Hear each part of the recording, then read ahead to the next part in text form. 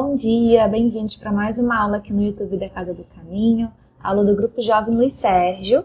Tema de hoje super interessante, Espiritismo e Ciência.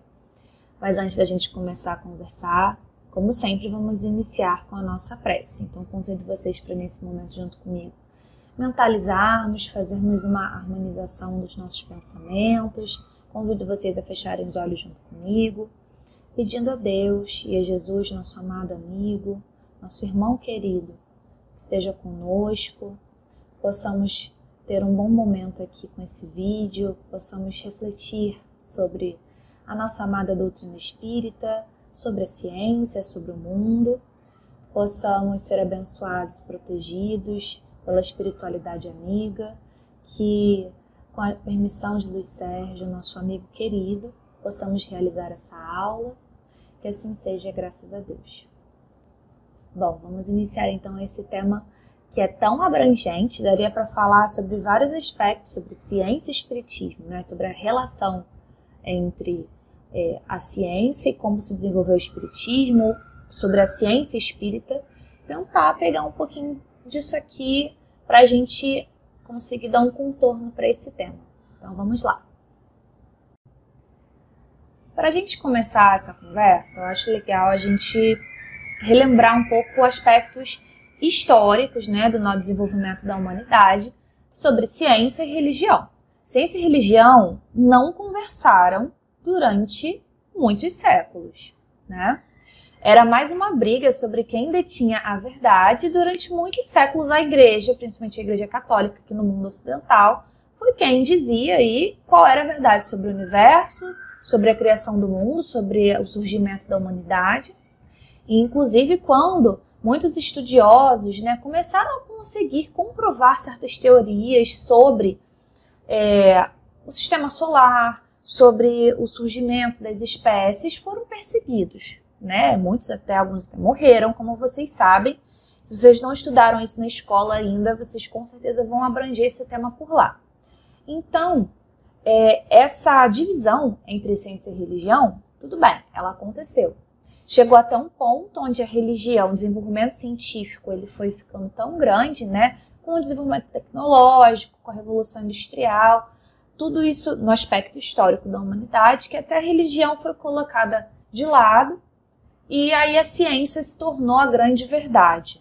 Até hoje é muito assim, né, pessoal? Quando a gente olha ainda para o mundo, para aonde que a nossa história está no momento presente, ainda é assim. Mas essa não é a vontade de Deus.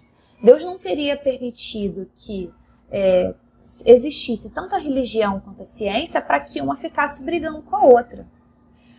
A grande proposta da religião deveria ser trazer as leis morais e a ciência as leis físicas.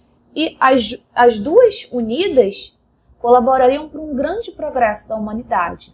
Só que nesse abismo que ficou entre um e outro, ficou um grande vazio. E foi nesse contexto, ainda muito forte de separação, que o espiritismo surgiu. E aí a gente começa a pensar, como é que foi para o Allan Kardec, né, que era estudioso, que estava envolvido, né, na França, que era nesse momento histórico, tinha uma grande separação, mais ainda entre ciência e religião. Como é que foi para ele lidar com esses fenômenos espirituais que ele se deparou? A gente vai passar por essa parte agora. Então, para o Allan Kardec, nesse contexto, não foi nada fácil. Ele teve um grande trabalho para codificar a nossa doutrina espírita. Trabalho esse, obviamente, que ele foi ajudado por toda a espiritualidade e por uma série de outros médiuns, né, que estavam encarnados naquele momento. Mas, assim, num primeiro momento, ele até ficou cético em relação às manifestações das mesas girantes. Ele tentou olhar aquilo primeiro num aspecto físico do que poderia estar acontecendo, mas ele se deparou com um fenômeno de inteligência. E aí ele começa a se debruçar, investigar e tentar, com o pensamento científico que ele tinha na época, né, como eu expliquei, com esse desenvolvimento que já existia de métodos de comprovar a ciência, ele tentou começar a dar esse contorno. Mas ele também entendeu que o que ele estava estudando não tinha nada a ver com a matéria, pelo contrário, era o mundo imaterial, eram leis espirituais. Diferente de observar, por exemplo, uma maçã caindo, um fenômeno totalmente natural, o que ele observava, a manifestação dos espíritos, ele não podia prever quando ia acontecer, porque não dependia dele, dependia da vontade dos espíritos em quererem se comunicar. Então tudo tornava a situação muito complexa. Mas ele deu conta do recado, tá? Com muito empenho, com muito trabalho, sem dúvida. Quem não assistiu, se tiver como assistir o filme do Allan Kardec, da história da vida dele, assistam, é maravilhoso esse filme. Ele conseguiu dar conta de codificar todos os livros aí da nossa amada doutrina. E aí, assim, o que a gente tira dessa informação? A doutrina espírita trouxe as leis universais e espirituais, as leis morais, as leis sobre surgimento do espírito, da onde que a gente veio, para onde que a gente vai, por que que a gente está aqui, sobre reencarnação, sobre livre-arbítrio, sobre magnetismo. Quer dizer, trouxe uma série de informações, muitas das quais naquela época ainda nem poderiam ser comprovadas pelo método físico, material. Como, por exemplo, surgimento das galáxias, né, de outros mundos, né, da lei de progresso material também, falando sobre, né, uma evolução da espécie. Essa ideia não existia ainda quando Kardec publicou a doutrina. Todas as informações que a doutrina espírita nos traz é para colaborar com o progresso, tanto moral quanto intelectual da humanidade. Com isso, por isso que eu falei que a doutrina espírita ela vem para preencher esse abismo, esse vazio que estava. Porque ela consegue unir os aspectos morais, cristãos, trazer reviver os ensinamentos de Jesus Cristo na nossa mente, no nosso coração, e também trazer todas essas leis universais espirituais sobre a sobrevivência do espírito, sobre como é que para onde que o espírito vai, o que acontece depois, como se comunicar com os espíritos, enfim, todas essas super informações que não existiam ainda, ela vai unindo um lado científico com um lado moral, religioso. Nunca ela veio para bater de frente também. Isso quem faz é a gente, ser humano, tá? Mas não era esse o objetivo da espiritualidade. E aí, qual é o grande objetivo a longo prazo? A gente sabe que hoje, 2023, não está acontecendo muito, né? Ainda está aí um quebra-pau entre a ciência, a religião, essa coisa ainda não se uniu. Mas o objetivo a longo prazo, como aqui na imagem ao lado, é que a ciência, as leis físicas, as leis imateriais também, junto com as leis morais de progresso, elas se unam. E a gente não tenha mais essa diferenciação, porque vai ser tudo misturado. Esse é o grande objetivo. Porque na nossa primitividade, enquanto espécie, ser humano, na nossa evolução ainda, a gente não tem capacidade intelectual de compreender tudo. O Espiritismo ele traz mais esse avanço para ver se a gente aprende alguma coisa diferente, para ver se a gente para de brigar, né? Esses conhecimentos param de brigar. E até isso é interessante, não vou me estender nisso, mas assim, o Espiritismo nessa, ele colabora com vários ramos da ciência, não é só com a ciência física, de que tem o corpo físico e o corpo espiritual. Ele colabora com a psicologia, ele colabora com a medicina, ele colabora com a história, ele colabora com a sociologia, com a própria astronomia, com a questão dos planetas que eu falei anteriormente. Então, assim, é um auxílio de progresso. A ideia é que, conforme a humanidade progredir ainda também cientificamente, né, com a capacidade de recursos suficientes, mais sofisticados para conseguir dar conta de enxergar essa matéria sutil, que a gente já entende através da doutrina espírita, muitas dúvidas vão cair por terra.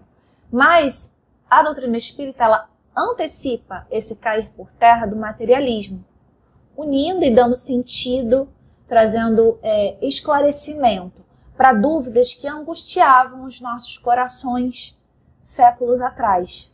Essa é a grande benevolência de Deus e da espiritualidade quando trouxe todas essas informações através de Kardec e, obviamente, ao longo dos anos, através de outros médiuns também que trazem livros que contam pra gente como é a vida espiritual e trazem outras ainda informações, né?